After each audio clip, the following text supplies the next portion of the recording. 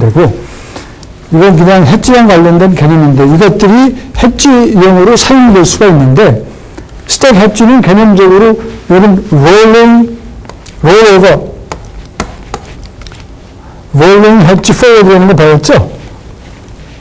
지난 시간에. 이거랑 똑같은 개념입니다. 이 스택 해지라는 거는 roll hedge forward 하는 거랑 똑같은 거예요.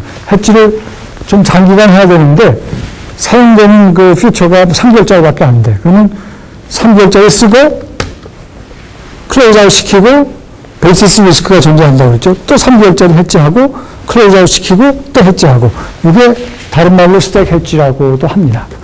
그 다음에 스트립 해지라고 하는 것은, 해지를 내가 한 1년 동안 하려면, 그 해지를 시작하는 시점에서 3개월 해지하고, 6개월 해지하고, 9개월 해지하고, 1년짜리 해지를 동시에 거는 거예요.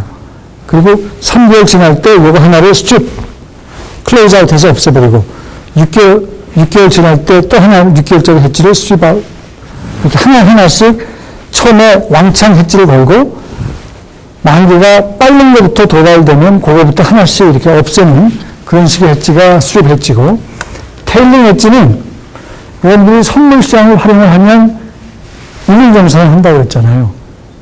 일일정산을 하는 과정에서 해지 포지션이 일일정산하면 저 증거금 계좌에 돈이 좀 더 들어갔다가 더 빠져나갔다가 그러면서 원래 그 해지 포지션이 조금씩 바뀌게 돼요. 일일정산 효과 때문에. 그거를 조정해 주는 거다. 그 조정해 주는 거를 이름하여 테일링드 해지라고 한다. 그 개념만 좀 이해를 하시면 되고요.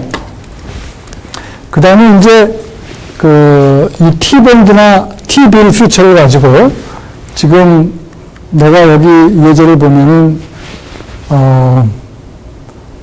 500만 불을 어떤 포트폴리오 매니저가 받게 되고 그거를 AAA 그 회사채에 투자할 생각이에요. 그러니까 5개월 후에 5개월이 아니라 앞으로 미래에, 여기서는 지금 몇 달 후에 500만 불만큼 돈이 생겨서 이거를 회사채 투자를 하려고 그러는데, 회사채를 사는 거죠. 회사채 살 때, 회사채의 회사채 가격은 금리랑 밀접한 관련이 있잖아요. 그때 금리랑 회사채 가격이 어떻게 되느냐에 따라서 내가 지금 조금 더 이익 볼 수도 있고 손해도 볼 수도 있단 말이야. 그거랑 관련된 위험을 줄이기 위해서 말하자면 금리 선물을 내가 미리 사거나 팔거나 해가지고 그 위험을 줄이자는 거예요. 근데 지금 T빌 퓨처도 사용을 할 수가 있고 T본드 퓨처도 사용을 할 수가 있는데 지금 여기서 요지는 뭐냐면 금리 위험이 있는 경우, 내가 지금 현물 시장에서 내가 지금 한 500만 불 투자를 하는데, 500만 불 투자를 할 때, 얘는 선물도 500만 불 정도의 선물 계약을 가져가는 게 옳으냐. 이걸 액면가 기준으로 할 것이냐, 아니면 시장가 기준으로 할 것이냐, 아니면 전환 개수 기준으로 할 것이냐, 아니면 베이시스 포인트 기준으로 할 것이냐, 아니면 리버레이션 회귀 분석해가지고 그 기울기를 고려할 것이냐, 여러 가지 방법이 있는데 이것들은 주로 쓰는 방법이 아닙니다. 그러니까 사실 여러분이 몰라도 되는 거예요. 정말 하고 싶은 얘기는 이런 경우는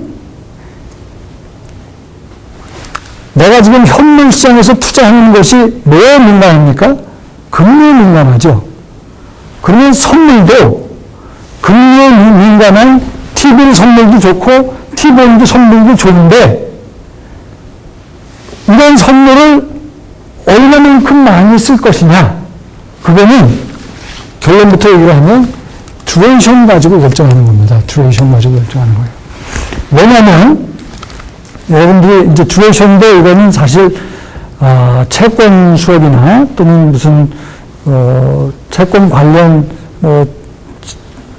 재무관리일 수도 있고 투자금일 수도 있습니다. 수업에서 여러분들이 배웠었어야 하는 건데 안 배운 사람들을 위해서 간단히 설명을 하면 이런 거예요.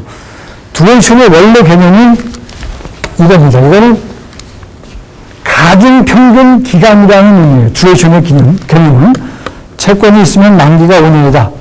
그 만기가 일종의 기간이죠. 근데 쿠폰 이펙트를 고려한 이것이 쿠폰과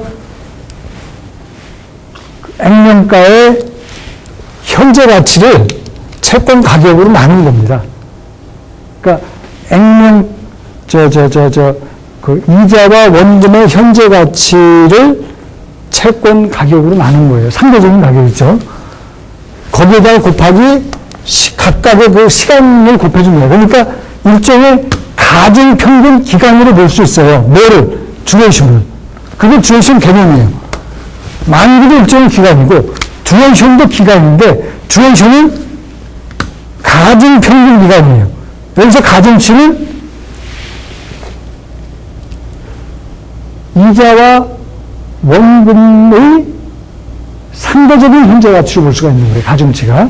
조금 어렵다면 어려운 개념일 수가 있는데 하여튼 듀레이션은 가중평균 기간이다.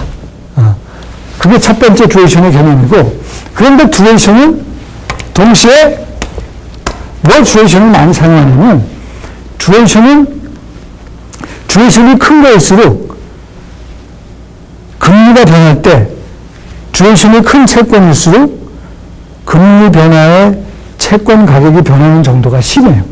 그러니까 그 채권 가격이 금리가 변할 때 얼마나 민감하게 반응하느냐 이걸 경제학적인 용어로 탄력성이라고 합니다. 그 탄력성을 보여주는 거예요. 수식으로는 이렇습니다. 바로 이것 때문에 듀레이션을 우리가 많이 사용을 하는 거예요. 채권의 듀레이션이 왜 중요하냐면 채권은 금리에 민감하게 반응을 하잖아요. 1대1 금리랑 1대1의 상관관계가 있다고 그랬거든. 근데 금리가 변할 때 어떤 채권은 더 민감하게 반응하고 어떤 채권은 덜 민감하게 반응하는데 그 민감도, 듀레이션 이것이 바로